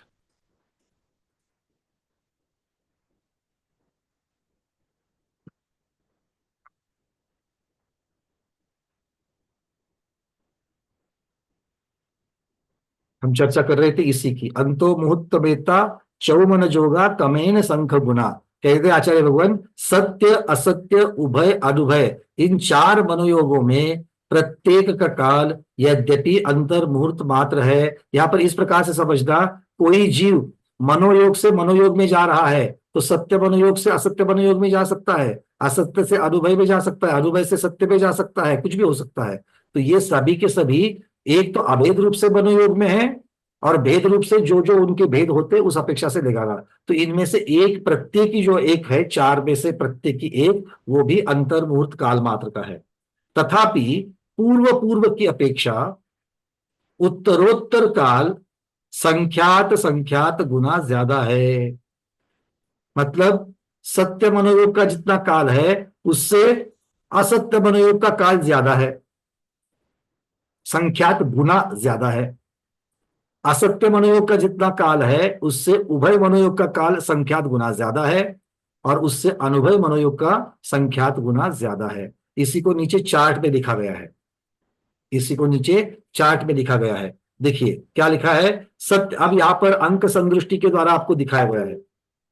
अंक संदृष्टि में संख्यात शब्द को 4 अंक से मानो। संख्यात की वैल्यू कितनी है? 4। तो सत्य मनोयोग एक अंतर मुहूर्त का है, सत्य मनोयोग एक अंतर मुहूर्त का है। तो असत्य मनोयोग उससे संख्यात गुना ज्यादा है, मतलब 4 गुना ज्यादा है। तो कितना आएगा? अंतर 4 से गुना करो तो 4 अंतर मुहूर्त उस समय बन जाएगा। ठीक है? अरे ठीक है कि नहीं है? हाँ है। ठीक है, चलिए। क्या है ना, मैं बीच में से जब पूछता हूं ना अरे ठीक है, तब जाकर के निद्रा निद्रा निद्रा में बदलने वाली थी, वहां से वापस आ गई। ऐसा नहीं है ना? नहीं, मैं पूछ रहा हूं, मैं आप पर आरोप थोड़ी लगा रहा हूं, मैं बस पूछ रहा हूं। चलिए, तो सत्य से असत्य संख्यात गुना यहां पर 4 गुना ज्यादा, असत्य से उभय 4 गुना ज्यादा, तो 16 अंतर्मूर्त हो जाएंगे। उभय से अनुभय 4 गुना ज्यादा, तो 64 अंतर्मूर्त हो जाएंगे। और इन सबको मिलाने से 85 अंतर्मुहूर्त मनोयोग के अभेद रूप से मानेंगे। तो मनोयोग का कितना काल? 85 अंतर्मुहूर्त। कब? जब सत्य मनोयोग का 1, असत्य मनोयोग के 4, उभय मनोयोग के 16 और अनुभय मनोयोग के 64। इस प्रकार से काल को गिनेंगे तो अभेद रूप से मनोयोग का काल 85 अंतर्मुहूर्त हो जाएगा। और ये 85 अंतर्मुहूर्त कितना होता है? अंतर्मुहूर्ती होता है। ठीक है, 85 अंतर्मुहूर्त कितना होता है? वो भी अंतर्मुहूर्ती होता है। चलिए आगे बढ़ते हैं। अब ये तो काल के बारे में वर्णन हो गया मनोयोगी के, पर हमें मुख्यतः से मनोयोगी जीव की संख्या चाहिए। मनोयोगी जीव की संख्या चाहिए, उसके बारे में वर्णन अब दे रहे हैं। कहते हैं, अब यहां पर अभी भी काल का ही वर्णन चल रहा है। 262 में मनोयोग का काल हो गया। सामान्य मनोयोग से, अब सामान्य मनोयोग तक जहां पर आए थे हम लोग 85 अंतर्मुहूर्त तक, उससे चारों वचन योगों का काल संख्यात गुना है। सामान्य मनोयोग से चारों वचन योगों का काल संख्यात गुना है। मतलब मनोयोग जो टोटल आ गया था उसको संख्यात गुना करेंगे तो पहला वचन योग सत्य वचन योग हो जाएगा। और आगे वाले उससे संख्यात संख्यात संख्यात गुना ज्यादा होंगे। तो चलिए आगे वाला चार्ट जो है उसको भी देख लेते हैं। तो हम 85 अंतर मुहूर्त तक आए थे मनोयोग के साथ में। अब सत्य वचन योग का कितना होगा? 85 अंतर मुहूर्त को 4 से गुना करना, संख्यात गुना हो जाएगा। फिर असत्य वचन योग को फिर संख्यात गुना करना, 4 से गुना करना। उभय वचन योग को 4 से गुना करना, संख्यात गुना हो जाएगा। और उभय को अनुभय से करना, 4 गुना तो अनुभय वाला आ जाएगा। तो सत्य वचन योग का कीमत कितनी आती है? काल अंक संदृष्टि में 340 अंतर मुहूर्त, असत्य की 1360 अंतर मुहूर्त, उभय की 5440 अंतर मुहूर्त, अनुभय की 21760 अंतर मुहूर्त। और ये टोटल करेंगे वचन योग का काल तो कितना है? 28,900 अंतर मुहूर्त। और 28,900 अंतर मुहूर्त भी मिलाकर के कुल अंतर मुहूर्त ही होते हैं। इससे क्या समझेंगे? अगर 28,900 अंतर मुहूर्त को अंतर मुहूर्त ही 47 मिनट ही होता है ज्यादा से ज्यादा, तो फिर एक अंतर मुहूर्त का काल कितना होगा? मतलब सत्य मनोयोग का काल कितना कम है हमको इससे पता चल जाता है। बात समझ में आ रही है? पीछे पीछे पीछे जाओगे तो काल कम कम कम होगा ना। तो वचन योग का कुल मिलाकर के काल 28,900 अंतर मुहूर्त हो गया। अब इसको 4 गुना या संख्यात गुना करने से काय योग का काल बन जाएगा। कितना हो जाएगा? काय योग का काल 1,15,600 अंतर मुहूर्त। तो काय योग का काल सबसे ज्यादा है। अभी तक यहां पर काय योग के वापस आगे 7 भेद नहीं किए गए हैं, सीधे सीधे काय योग संख्यात गुना माना है। तो संख्यात गुना मतलब कितना हो गया? 1,15,600 अंतर मुहूर्त। और 1,15,600 अंतर मुहूर्त भी अंतर मुहूर्त होता है। क्यों? क्योंकि एक योग का काल अंतर मुहूर्त होता है। एक योग का काल अंतर मुहूर्त होता है। कम से कम एक समय, ज्यादा से ज्यादा अंतर मुहूर्त होता है। कम से कम एक समय, ज्यादा से ज्यादा अंतर मुहूर्त। अर्थात जीव किसी भी योग में अंतर मुहूर्त काल तक रहेगा, उसके बाद नियम से एक समय के लिए योग बदल जाएगा, फिर से चाहिए तो वो उस योग में आ सकता है। पर कम से कम एक समय के लिए उसको बदल आएगा या ज्यादा से ज्यादा अंतर मुहूर्त के लिए आ जाएगा। बातें समझ में आ रही है? तो अगर काय योग 1,00,000 अंक संदृष्टि में 1,15,600 अंतर मुहूर्त है, तो एक सत्य मनोयोग कितना छोटा होगा आप सोच लेना। क्योंकि एक अंतर मुहूर्त के 1,15,600 भाग करना, एक अंतर मुहूर्त के 1,15,600 भाग करना, उसमें से एक भाग सत्य मनोयोग का है। उतने ही काल तक सत्य मनोयोग रहता है। ये अंक संदृष्टि के द्वारा आ जाता है। ठीक है? जहां बाकी केवली भगवान की बात है, जहां पर बाकी के योग नहीं होते, उनका जब तक वो तीसरे शुक्ल ध्यान को धारण नहीं करते हैं तब तक लगातार उनका वही योग चल रहा है। ठीक है? सत्य अनुयोग, सत्य अनुयोग, सत्य अनुभय, अनुभय सत्य, सत्य अनुभय, वही चल रहा है। ये समझ लीजिए। ठीक है? चलिए प्रभु जी, शायद आपका यही प्रश्न था। चलिए बहुत बढ़िया। अब चलते हैं आगे। अब 3 त्रियोगी जीव जिनके तीनों भी योग होते हैं, उस 3 योगों का मिलकर के काल कितना होता है? तो वहां पर आचार्य भगवान कहते हैं तीनों का जोड़ करने से 1,44,585 अंतर मुहूर्त होते। और तीनों योगों को भी अगर आप देखेंगे तो तीनों योगों में काय योग का काल सबसे ज्यादा है, उससे वचन योग का काल कम है, और वचन योग से मनोयोग का काल कम है। ठीक है? ये नाना जीवों की अपेक्षा वर्णन है। ये बहुत महत्वपूर्ण है। ये नाना जीवों की अपेक्षा वर्णन है। एक जीव की अपेक्षा कहते थे तो जिनको 2 योग वाले हैं, 1 योग वाले, फिर क्या कहते? मतलब ये सरल सरल ही हो जाता है कि काय योग का ज्यादा होगा, क्योंकि सभी जीव के पास में काय योग तो होगा ही होगा। हाँ नीरज जी। नमोस्तु आचार्य भगवान, वंदना भैया। हाँ जी। जैसे अभी वचन योग के अंदर एक समय में कैसे लौटाया जा सकता है, हाँ, ये समझ में नहीं आ रहा है मेरे को। ये आगे अभी योग की अपेक्षा से वर्णन जब चल रहा है, देखो कैसे एक समय के लिए बदल जा सकते हैं नहीं, चिंतन। एक समय के लिए बदलाव होता आ सकता है, बाकी एक समय में वापस लौटना तो संभव कथनचित। नहीं होता है, क्यों? क्योंकि आपका लगातार वचन योग चल रहा है, बट वचन योग की मर्यादा ही अंतर्मूर्त है।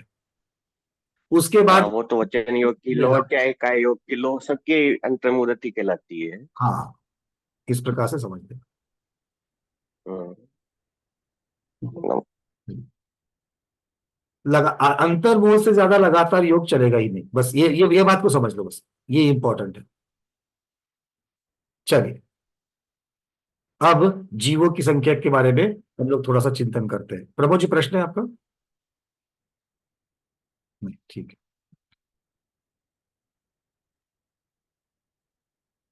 फिर से उस गाथा की तरफ आते हैं और जीवों की संख्या के बारे में देख लेते हैं।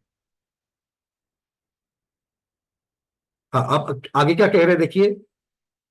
तीनों योगों के काल को जोड़ देने से जो समयों का प्रमाण होता है, उसका पूर्वोक्त त्रियोगी जीव राशि में भाग देने से जो लब्ध आवे, उस एक भाग से अपने अपने काल के समयों से गुना करने पर अपनी अपनी जीव राशि का प्रमाण निकलता है। तो ये उन्होंने एक यहां पर सूत्र दे दिया, अक्षरों के द्वारा सूत्र दे दिया, उसको वहां पर चार्ट में सूत्र रूप में गुंथ दिया। देखिए क्या है वो, कुल 3 योगी जीवों की संख्या गुना अपने अपने योग का काल। अब सत्य मनोयोग में कितना काल है? एक अंतर मुहूर्त है। उतना रख करके उसको भाग देना है। किससे भाग देना है? कुल योग की काल की संख्या से। तो कुल योग का काल कितना होता है? तीनों योगों का काल 1,44,585 अंतर्मुहूर्त होता है। तो उससे उसको भाग देना है। मतलब कुल 3 योगी जीव की संख्या गुना 1 अंतर्मुहूर्त डिवाइडेड बाय 1,44,585 अंतर्मुहूर्त। इसका जो भी उत्तर आएगा वो सत्य मनोयोगी जीवों की संख्या है। वो सत्य मनोयोगी जीवों की संख्या है। क्योंकि इतने जीवों का इतना योग काल होता है, तो उतने योग काल की अपेक्षा इतने इतने काल में कितने जीव आ जाएंगे, ये इस प्रकार का गणित यहां पर किया गया है। त्रैराशिक करके आपको यहां पर समझाया गया है। असत्य मनोयोग में कैसे होगा? तो कुल त्रियोगी जीवों की संख्या गुना उसका समय 4 अंतर्मुहूर्त। 4 अंतर्मुहूर्त कहां से आया? असत्य मनोयोग का काल कितना है? 4 अंतर्मुहूर्त। और फिर उसको 1,44,585 अंतर्मुहूर्त, जो 3 योगों का कुल काल है, उसको डिवाइड करने से जो संख्या आएगी उतने असत्य मनोयोगी जीव की संख्या है। इस प्रकार से अलग अलग अलग अलग 4 और 4 8 और आगे 9वां काय योग वाला, उसको भी अगर आप लोग देखेंगे तो आपको जीवों की संख्या उस साथ में 3 योगी जीवों की संख्या आपको मिलेगी। चलिए, यहां पर आचार्य भगवान एक चीज को हाईलाइट करें, जो जिसको नीचे लिखा है, प्रत्येक योग का काल यद्यपि अंतर मुहूर्त मात्र है, तथापि पूर्व पूर्व की अपेक्षा उत्तरोत्तर का काल क्रम से संख्यात संख्यात गुना अधिक है। ये यहां पर कह रहे हैं। आगे अब 2 योगी जीवों की संख्या यहां पर बता रहे हैं। उसी गाथा में था, तो 2 योगी जीवों की संख्या यहां पर बता रहे हैं। कितनी है 2 योगी जीवों की संख्या?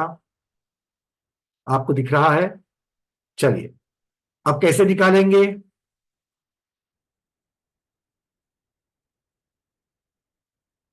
विकलेंद्रिय और असंगी पंचेंद्रिय, इतने ही जीव इसमें आ जाएंगे। विकलेंद्रिय और असंगी पंचेंद्रिय आ जाएंगे। क्यों? क्योंकि 3 योग वालों में संगी जीवों की अपेक्षा से वर्णन हो गया, इसलिए सत्य असत्य और उभय ये सिर्फ संगी जीवों को ही होने वाले वचन योग है। उनकी चर्चा यहां पर होगी क्या? क्योंकि जिसको सत्य असत्य और उभय वचन योग होते हैं वो त्रियोगी होंगे या द्वियोगी होंगे? सोचो। जिसको सत्य असत्य और उभय वचन योग होते हैं वो जीव संगी कहलाएगा क्या असंगी कहलाएगा? मन वाले जीव को ही ये 3 वचन योग होते हैं, असंगी जीवों को ये 3 योग नहीं होते। अर्थात पहले जब हमने 3 योगी जीवों की संख्या निकाली उसमें संगी जीवों की अपेक्षा से वर्णन पूर्ण हुआ था, अब सारा का सारा वर्णन असंगी जीवों की अपेक्षा से होगा। तो असंगी जीवों में कौन कौन से वचन योग होते हैं? असंगी जीवों में कौन कौन से वचन योग होते हैं? बस खाली एक ही अनुभव वचन योग होता है जो अनक्षरात्मक होता है। तो इसीलिए यहां पर अनुभव वचन योग एक ही भेद ले लिया और उसके बाद में काय योग एक भेद ले लिया। ठीक है, तो अनुभव वचन योग एक अंतर्मूर्त और उसके संख्यात गुना काय योग, मतलब 4 अंतर्मूर्त हो जाएगा।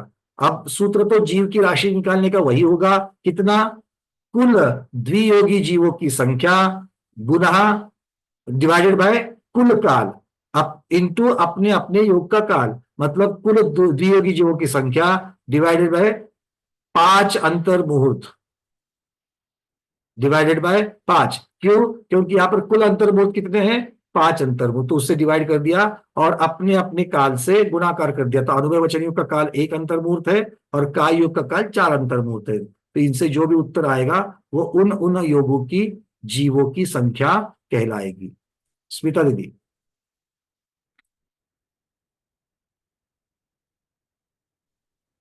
म्हणजे मी ते गणित करत होते म्हणून असं केलं. हाँ नाही मी त्याच्यावर गणित करत होते म्हणून असं 4 आणि 5 असं सांगत होते. हाँ हाँ ओके, क्योंकि एक अनुभव वचन योग का एक अंतर्मुहूर्त उससे संख्यात गुना काय योग हो जाएगा, क्योंकि ये भी सूत्र पहले से ही है।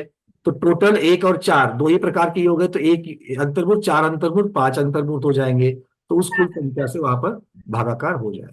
चलिए, और किसी की जिज्ञासा इसके बारे में? काय प्रश्न विचारायचा? हाँ बोलिए। ये तुम्ही ते प्रश्न दिले होते ना, देवों से कुछ अधिक योगी का प्रमाण ज्यादा होते. देवाला पण 3 योग असतात, 3 योगी का प्रमाण ज्यादा है, ह्याचा अर्थ थोडासा कळला नाही. फिर से बोलिए। देवों से कुछ अधिक योगियों का प्रमाण ज्यादा है. अच्छा, एक वो वाला निकाल लेते वापस। देवों से कुछ अधिक 3 योगियों का प्रमाण है, तो 3 योगी जीव की राशि जितनी है वो राशि राशि से ज्यादा है। हाँ देवों तर 3 योग असतात, आणखी 3 योग कोणते ज्यादा? आवाज नहीं आ रही है, मुझ तक ठीक नहीं पहुंच रही। आप अपना वीडियो कृपया बंद करके पूछिए।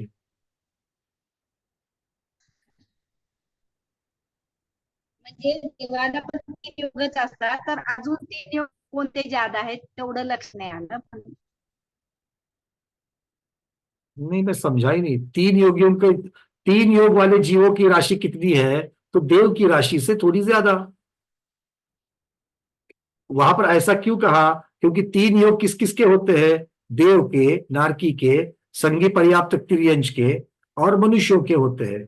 तो इन सब में देव की जो जीव संख्या है वो देव उस जीव संख्या के सामने बाकी की संख्याएं नगण्य है, तो इसीलिए उसको अधिक इतना कह दिया, देवों की संख्या से कुछ अधिक इतना कह करके छोड़ दिया मोटा मोटी में। और जो सूत्र में आगे उसकी डिटेल्स कर लिए, उसका विस्तार भी कर। ठीक है, चलिए रूबी दीदी आपका प्रश्न। वरना भैया जी, मैं ये जानना चाह रही थी, आपने बोला था कि सत्य असत्य और उभय की योग जो होते हैं ये संगी पंचेंद्रिय को होते हैं, संगी जीव को होता है ना? तो जो वो होता है अनुभव योग होता है, आपने बोला था को होता है, अनुभव दोनों को होता है, दोनों को होता है, संगी दोनों को होता है। तो हम तीर्थंकर भगवान को क्या असंगी में गिनेंगे क्या? नहीं, आपका आवाज क्या कह रहे हैं आप? हम तीर्थंकर भगवान को अनुभव में गिनेंगे क्या? तीर्थंकर भगवान के तीर्थंकर भगवान असंगी में गिनेंगे क्या? तीर्थंकर भगवान संगी असंगी के पने के परे है। तीर्थंकर कौन से? जो केवली अवस्था में है। जब छद्मस्त अवस्था में तीर्थंकर है, जब छद्मस्त अवस्था में तीर्थंकर है, तो छद्मस्त पने की अपेक्षा से उनको असत्य और उभय हो सकते हैं। असत्य शब्द का अर्थ यहाँ पर झूठ पाप नहीं है, असत्य का अर्थ जो होता है अज्ञान। ठीक है, और जब तक केवल ज्ञान नहीं होता तब तक तीर्थंकर भगवान को भी असत्य योग हो सकते हैं। ठीक है, ओके, चलिए और किसी का प्रश्न? यहाँ से आगे एक योग वाले जो जीव है, उन एक योग वाले जीवों की चर्चा हम लोग आगे करेंगे, आज उस विषय को नहीं लेंगे। आज हम 3 योगी और 2 योगी इतनी रखते हैं, क्योंकि हमारा समय पूरा हो चुका है। ठीक है, तो और अगर और आगे आगे प्रश्न नहीं है,